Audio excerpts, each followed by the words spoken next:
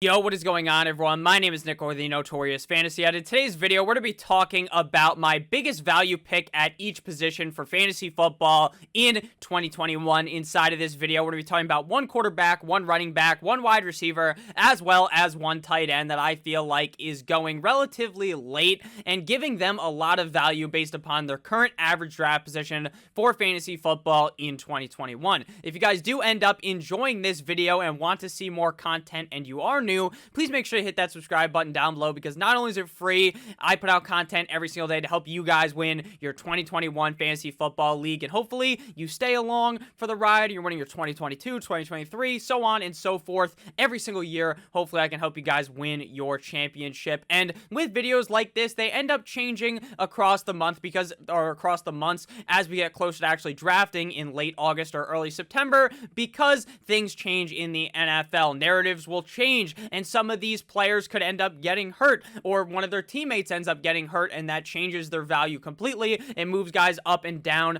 the ADP. So if you guys do want a more up-to-date version, I'll probably end up making this video 2 more times, at least one time in July as well as in August, talking about how things have changed. So if you guys do end up enjoying, again, please make sure to hit that subscribe button. And if you are not new and you've been watching for some time or a while, make sure you hit that like button down below. It really helps boost my video up the algorithm so that more people like yourself can end up seeing it. I hope you guys do enjoy, and I hope you guys are having a great rest of your day once this video ends. So first, we're going to be talking about the quarterback position. We're going to be talking about my personal favorite quarterback in the NFL, and that's because he plays for my team, the Miami Dolphins. Tua Tagovailoa, quarterback of the Miami Dolphins, underdog ADP right now, coming off the board as quarterback number 18, overall pick 141.6. So he's basically going near undrafted at this point, and that is basically because of the narrative that happened last season. Last year, Tua Tagovailoa comes into the NFL draft, and people are not too sure what is going to end up happening, because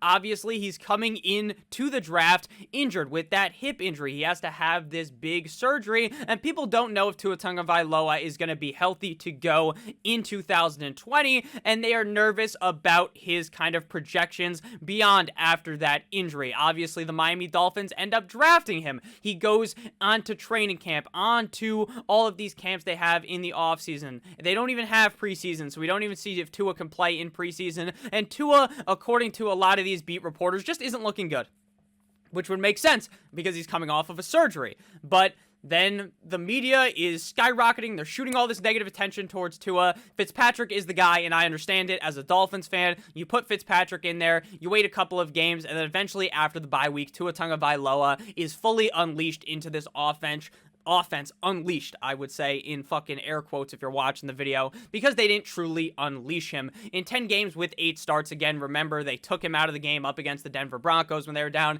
They took him out of the game up against the Las Vegas Raiders when they were down. Obviously, Fitzpatrick had that crazy comeback where he got face masked, and he fucking threw that thing to Mac Hollins. Beautiful game.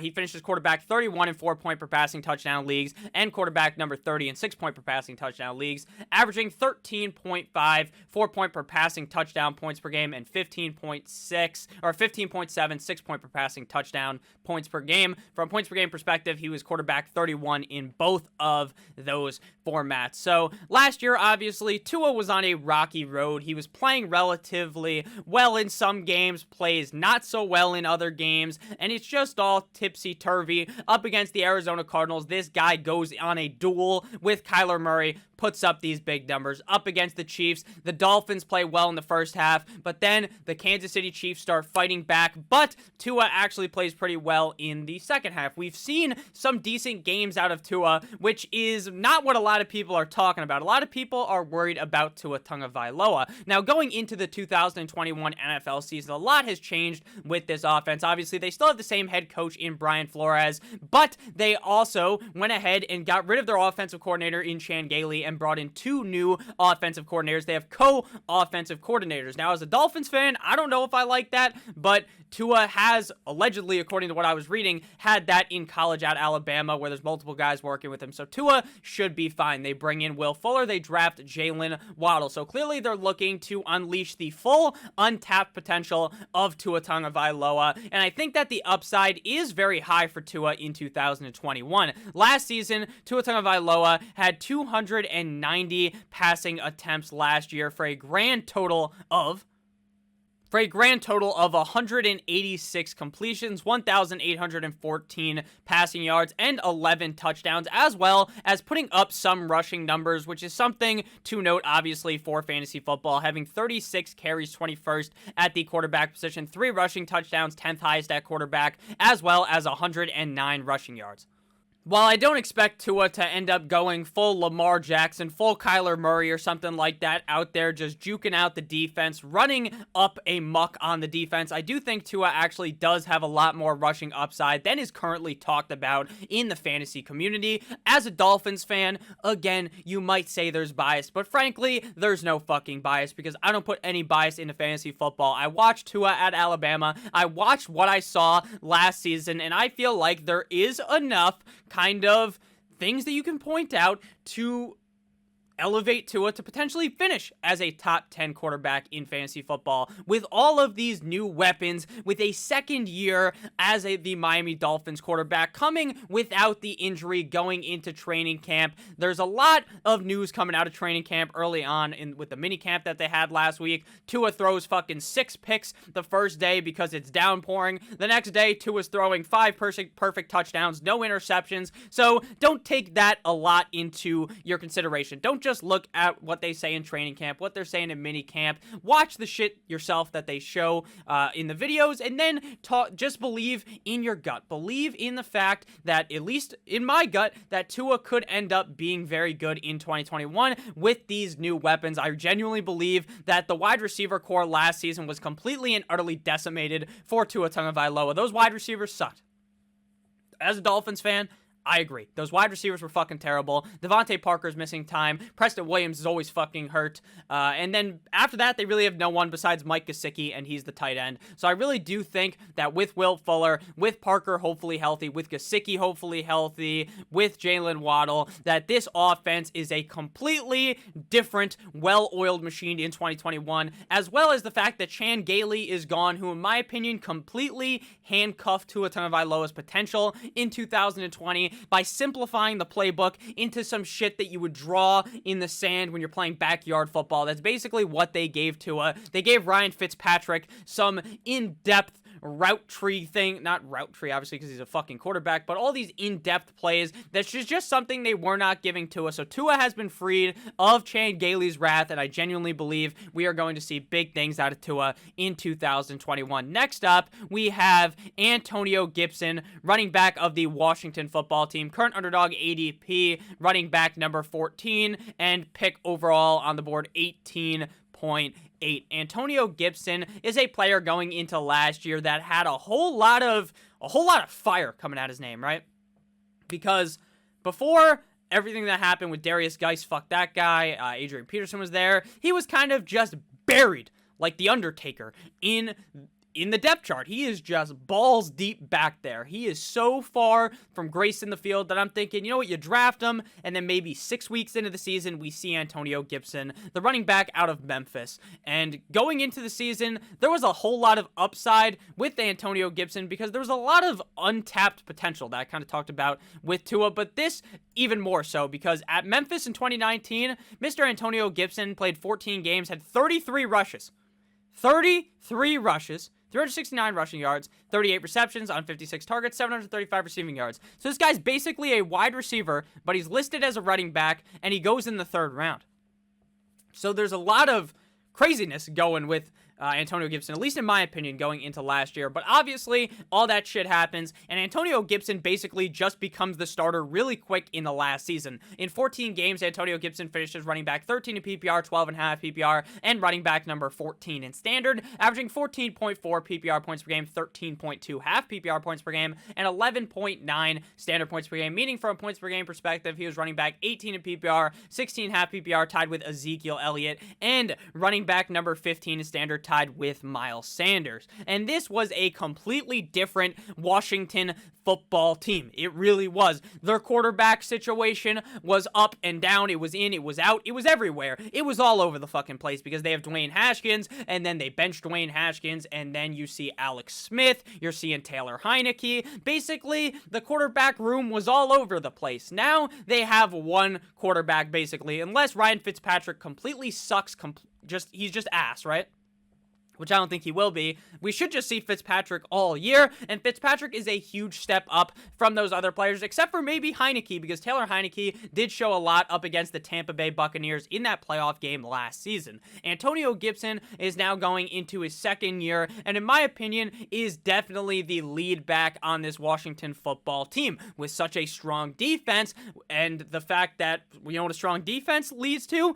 Games where they are up later in the game and can run the ball. And even if they're not going to run the ball late in the game, it does not really matter because Antonio Gibson is a very talented pass-catching running back. 44 targets last season with 36 receptions for a grand total of 247 receiving yards. He also had 170 carries, 18th highest at the running back position, 795 rushing yards, 18th highest at running back for 11 total touchdowns, 7th highest at the running back position. Antonio Gibson is very clearly a talented receiver. That's why he put up so many receiving yards at Memphis, and why going into last season, they brought Antonio Gibson into the wide receiver room as well when they're obviously showing all the tape and stuff. He's working with them as well because he's such a talented receiving back at the NFL level. Again, I believe that this Washington football team will just look completely different than last year and look so much better, being able to actually move the ball in a lot of the games. Antonio Gibson was one of the sole reasons last year why this team was able to walk up and down the field so effectively. And again, Antonio Gibson really shouldn't have been given this opportunity, but everything went his way last year, basically, in order to get him to be the starter early on. It was kind of dicey, and then he ended up getting hurt later in the season, and the last couple of games weren't so great, but he did have a 36-point performance up against the Dallas Cowboys, a 22.5-point performance up against the Detroit Lions, multiple top 10 weeks on his rookie year, and my thoughts are just that, again, the Washington football team offense should be better, and what I saw out of Antonio Gibson last year proves my own narrative that I do believe that Antonio Gibson does have top 10 running back potential, even top 5, because again, you're looking for a running back that is very talented in the receiving game for fantasy football, whether you're playing in PPR, half PPR, or standard. Those extra receiving yards are going to matter so much, as well as the receptions if you're playing in PPR and half PPR. Just believe in Antonio Gibson. Just believe that Riverboat Ron is going to feed Mr. Antonio Gibson in 2021. J.D. McKissick will still be involved, but overall, I feel like Antonio Gibson is that guy. Trust me, you're not that guy. He actually is that guy, pal. Trust me. Antonio Gibson, he is that guy. Next up, we have a rookie this year, wide receiver Devontae Smith for the Philadelphia Eagles. Underdog ADP wide receiver number 33. Overall pick on Underdog 74.8. If you guys have ended up enjoying this video thus far, we are about halfway through. Please make sure to hit that subscribe button down below. So Devontae Smith, man, oh man, he's going to pick 74.8 right now on Underdog. Genuinely, on Yahoo, ESPN, NFL, any other website where I'm doing mock drafts, he is going nowhere near there. People are sleeping on Devontae Smith like they have one of those, what are those called? Fuck, I forgot the name of the mattress company. Sleepy's mattresses, I think that's a brand, maybe, I don't know. But they are just lounging on Devontae Smith. Devontae Smith is literally the only wide receiver on the Philadelphia Eagles that has an ounce of talent inside of his body. But Nick, they drafted Jalen Reagor last year. He should be good. I don't know. But what I do know is that Devontae Smith, the Slim Reaper, the Heisman boy, looked very good in college. And what I do know is that, oh, Nick, Jalen Hurts and him played for like 3 snaps in college. They have a great connection. I don't even think that matters at all. What I think matters is the fact that he is by far and away the most talented wide receiver on this Philadelphia Eagles offense. And if Jalen Hurts is as good as most people think he can be, then DeVonta Smith should be pretty good, right? The fact that they don't have the greatest defense should bode well for DeVonta Smith because they're going to have to pass late in the games. They have Dallas Goedert, they have DeVonta Smith, they have Jalen Reagor. They don't really have too many names. They don't really have too many big targets on this team, and I think there is a very easy path to DeVonta Smith being the best rookie wide receiver in fantasy football this season. I think it is entirely possible that he beats out Ja'Marr Chase as the best wide receiver in the rookie class for fantasy this season. This is because Ja'Marr Chase is in a loaded offense with other weapons. DeVonta Smith is the fucking weapon. He is the guy there. Last year in college, DeVonta Smith's stats are magnifique. They're beautiful. 117 receptions in 12 games on 147 targets, 1,856 receiving yards. He had a 79.6% catch rate, 23 receiving touchdowns, as well as 1 special teams touchdown and 289 special teams yards. This guy is going to be the alpha wide receiver in Philadelphia, and there's not too much debate about it, at least in my opinion. Based upon where he's going at wide receiver number 33, I can easily see him being a top 20 guy strictly based upon the amount of volume that he could be seeing as the main wide receiver in Philadelphia. There are 32 starting wide receivers in the NFL, and this guy's wide receiver number 33 in fantasy, and if I'm being completely honest with you, I am not really seeing him being drafted this high on any other platform. This is best ball. In real drafts, DeVonta Smith is basically going unnoticed. No one seems to be talking about DeVonta Smith. Now, again, I don't have him ranked super high, but I think the value at wide receiver number 33 is beautiful. The value there that you are getting with a guy that could be the wide receiver 1 on the team and should be the wide receiver 1 on the team grants you picking him there at all. And especially if you are a Jalen Hurts guy. Now, I'm not even a Jalen Hurts guy, if I'm being completely honest with you. I think a lot of people are buying too heavily into Jalen Hurts. But I understand why they are. I understand it. I understand the potential Jalen Hurts has. So I'm going to buy into his wide receiver 1 in DeVonta Smith. They drafted him so highly in the 2021 NFL draft for a reason, and that is to use him. I like DeVonta Smith here as wide receiver number 33 off the board. I think that his upside is really immense. Final player to be talking about in this video is a tight end that is getting absolutely put in the dirt by his own head coach, but I don't believe it one bit. I do not believe it, frankly, at all. There is no way that what Zimmer is saying is true. That is Irv Smith, tight end of the Minnesota Vikings, underdog ADP tight end numero 12. In 13 games, he finished as tight end number 22 in PPR, half PPR, as well as in half PPR, and tight end number 21 in standard, averaging 7.6 PPR points per game, 6.4 half PPR points per game, and 5.3 standard points per game, meaning from a points per game perspective, he was tight end 24 in PPR, 24 in half PPR, and number 21 in standard, currently coming off the board again as tight end number 12 on underdog, and pick number 123.8. He is going in the range of tight ends that I normally am looking to draft in fantasy. Normally, I'm not someone who takes one of those early round tight ends, except for this year. This year, more than ever, have I talked myself into wanting to draft one of those guys like Kelsey, a Kittle, a Darren Waller, a TJ Hawkinson. But those guys aren't values because they're going so early. The value comes from the later tight end, who is Irv Smith. Irv Smith loses Mason Rudolph, not Mason Rudolph, that's the fucking guy who got bashed in the head directly by Myles Garrett. I'm talking about Kyle Rudolph. Kyle Rudolph, the red-nosed reindeer, goes to New York. So Irv Smith is going to be the guy. Now, I've talked about Irv Smith so much that we're not going to do some super duper... We are going to go actually in depth on it, but we're not going to go fucking hammer you into the ground with the knowledge, because it seems, at least to me, obvious how this should go down.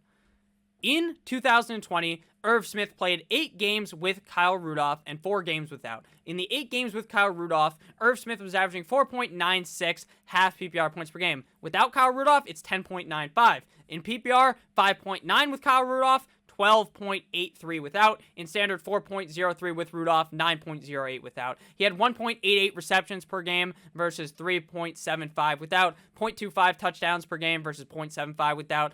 2.88 targets with Kyle Rudolph versus 5 without, and then 22.75 receiving yards per game versus 45.75 without. Should be pretty obvious that when Kyle Rudolph is out of the equation, that Irv Smith is good.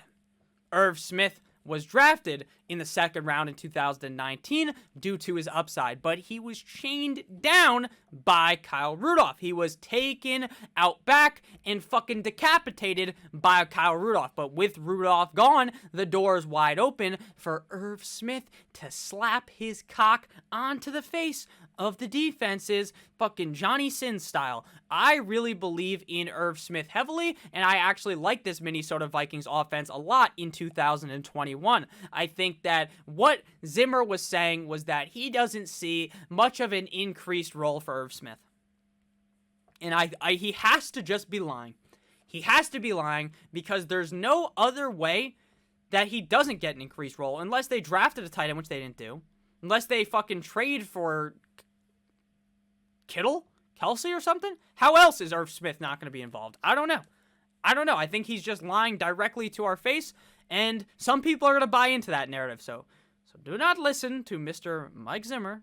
Do not listen, okay? Last year, he had 43 targets. He had 30 receptions, 365 receiving yards, 5 total touchdowns. Again, the numbers aren't special. The numbers weren't special in 2019 either, but that's because he was not the guy. But now, he is the guy. He's going to be the lead tight end on the Minnesota Vikings, and I love his value as tight end number 12 with genuine, in my opinion, top 5 values. Thank you guys all so much for watching this video. If you did end up enjoying again, please make sure you hit that subscribe button down below. I would really appreciate it. If you guys have a different value pick that you guys like at each position, let me know down below. I would love to talk about it. I hope you guys have a great rest of your Tuesday. I love you guys all. Make sure that you stay safe. As always, goodbye.